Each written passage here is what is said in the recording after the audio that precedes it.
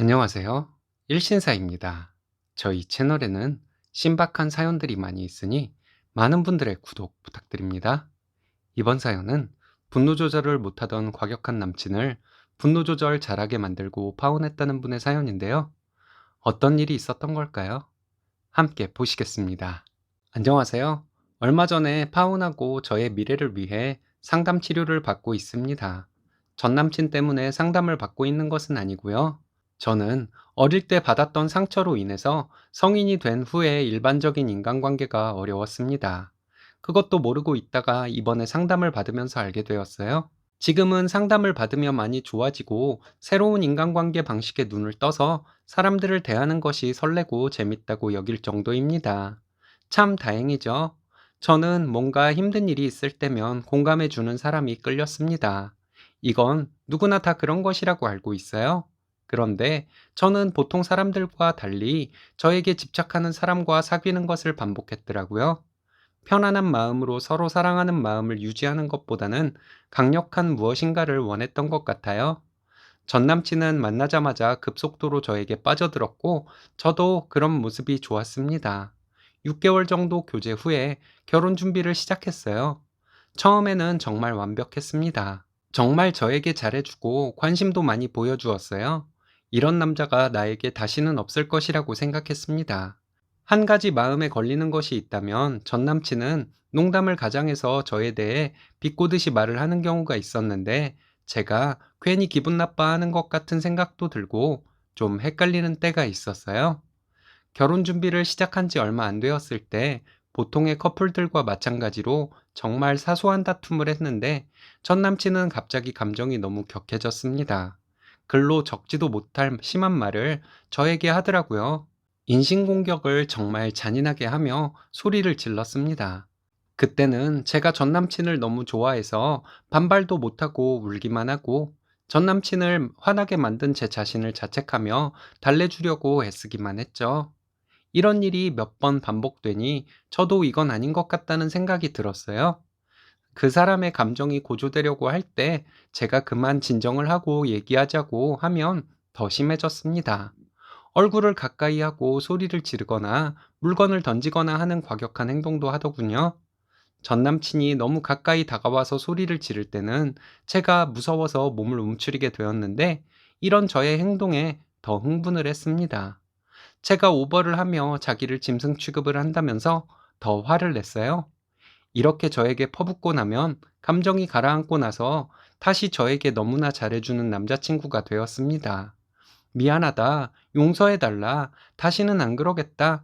지금은 그런 말들이 변명일 뿐이라는 사실을 알고 있지만, 그때는 정말 믿었습니다. 너무 잘해주는 모습이 본 모습이라고 믿고 싶었던 것 같아요. 전 남친이 광분을 했던 이유도 돌이켜 생각해보면 정말 별일도 아니었어요. 제가 짜증을 부렸다고, 잠을 많이 못 자서 그날 컨디션이 안 좋다고, 이런 것들이 이유였습니다. 자기는 원래 성격이 이렇다고 하면서 좋은 사람인데 나쁜 버릇이 있는 것이라고 하더군요. 하지만 저를 위해서 꼭 고칠 것이라고, 우리는 완벽한 커플이라고 하면 저는 또 바보같이 믿었습니다. 한동안 잘해주다가 그런 일이 또 반복이 되고 주기가 점점 짧아지니 너무 우울해졌습니다. 더 이상은 안 되겠다 싶어서 헤어지자고 했더니 용서를 빌더라고요. 그때는 제가 아직 그 사람을 사랑할 때라서 그럼 약속을 하라고 했습니다. 다시는 나에게 과격한 행동을 하지 않겠다고, 협박하는 말도 하지 말고 부모님께 이 문제를 상의하고 상담 치료를 시작하라고 했어요. 이후에는 덜 싸우기는 했지만 2주에 한 번 정도는 싸우게 되더군요. 제가 왜 사소한 일을 가지고 그렇게 화를 내냐고 하니, 자기가 이전보다 덜한 것은 보지 않고 나쁘게만 보려 한다고 또 화를 내고, 제가 너무 부정적인 시선을 가지고 자기를 믿지 않아서 이렇게 더 상황이 악화된다고 하면서 고성을 지르니 정말 무서웠습니다. 이러다가 정말 큰일 날 것 같아서 파혼하자고 말했어요.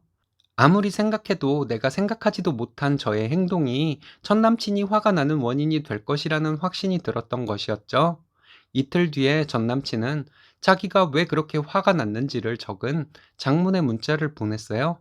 그때는 너무 질리고 마음도 모두 떠난 때라서 헤어지자고 좋게 말했습니다. 자기는 헤어질 생각이 없다고, 다시 화해할 수 있다고 믿었다고 하면서 계속 미안하다는 문자를 보냈어요. 집으로 찾아올까 무섭고 주차장과 복도에서 인기척이라도 날까 두려워서 힘들었습니다. 제가 왜 비슷한 스타일의 남자만 만나게 되는지도 답답하고 해서 상담을 받기 시작했습니다. 그때는 결혼은 포기해야 할 것만 같았는데 상담 치료를 받기 시작하고 많이 좋아졌어요. 정상적인 인간관계에 대해서 많이 배우기도 했고요. 부모님이 이모에게 얘기해서 사촌 오빠와 함께 전 남친을 만났습니다. 이제는 연애 중에 본 최악의 모습이 그 사람의 본 모습이라는 사실을 알고 있다고 전 남친에게 말했어요. 결혼하면 더 자주 보일 모습이라는 사실도 알고 있고 행복해지기 위해 하는 결혼인데 불행해질 것을 뻔히 알면서 결혼할 수는 없다고 말했습니다. 한 번만 기회를 더 달라는 전 남친에게 내가 누구에게 기회를 줄 자격도 없고 그냥 우리는 안 되는 사이라 헤어지는 것뿐이라고 말했어요. 사촌 오빠가 옆 테이블에서 저희 얘기하라고 하고 바라보고 있었는데 전 남친은 분노가 끓어오는 듯한 분위기는 전혀 없더라고요. 제가 쉽게 겁을 먹고 누군가 화가 나면 내 잘못이라 여기고 했던 것이 잘못이었는지도 모르겠습니다. 사촌 오빠가 키도 190 가까이 되고 덩치도 크거든요. 반면에 전 남친은 키가 170 조금 넘는 정도예요. 둘이 있을 때 제가 그런 말을 했다면 전 남친은 정말 과격하게 변했을 거예요. 사촌 오빠가 옆에 있으니 분노 조절이 잘 되는 듯 보였습니다.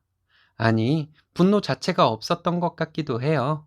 상담을 받으면서 제 자신의 깊은 곳까지 들여다보게 되었습니다. 많은 것을 느끼게 되었고, 마음의 병이 이렇게 무서운 것이라는 것도 알게 되었어요. 하지만 많이 좋아졌어요. 사람들 모였을 때 뻘쭘해하고 있는 사람에게 다가가 먼저 말을 걸어주기도 하는 제 자신에게 놀라곤 합니다. 갈 길이 멀기는 하지만 제 마음의 병을 잘 치료해서 멋진 남자 만나 예쁜 가정 꾸리고 예쁜 아이도 키울 날을 조심스럽게 기대해 보기도 합니다. 정말 잘 되었네요. 쓰니님의 용기에 박수를 보냅니다. 착하고 여린 분을 조종하고 이용해 먹으려는 나쁜 것들이 생각보다 많은 것 같네요. 결혼하고 아이 낳고 할 때마다 후기 보내주셨으면 합니다.